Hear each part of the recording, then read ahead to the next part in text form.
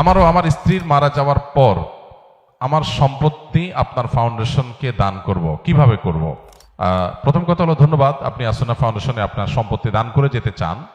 দ্বিতীয় কথা হলো, মানুষ মারা যাওয়ার পর তার সকল সম্পদ কোনো জায়গায় দান করা এটা উচিত না, উত্তম না। তাহলে কি করতে হবে? ওয়ারিসদের জন্য কিছু রাখতে হবে।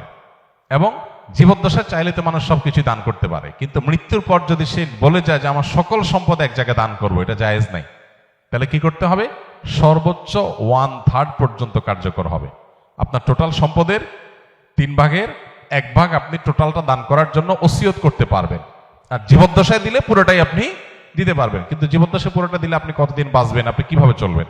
এই জন্য ব্যালেন্স করতে হবে। শরীয়ত আমাদেরকে আনব্যালেন্স হয়ে কোনো কাজ করতে বলে না। মৃত্যুর পর আপনি আমাদের ফাউন্ডেশনে বা যে কোনো দিনী প্রতিষ্ঠানে আপনি ওয়াকফ করতে চান, খুবই ভালো কথা। আপনার সম্পদের 1/3 আপনি দলিল করে দিয়ে যাবেন যে এটা আমার মৃত্যুর পর কার্যকর হয়ে যাবে, বাস সেই হিসাবে আপনি করতে পারেন। এই জন্য আমাদের অফিসে আফতাবনগরে আপনি যে কোনো অফিস খোলার দিন আসলে ইনশাআল্লাহ সেখানে আলোচনা করতে পারবেন।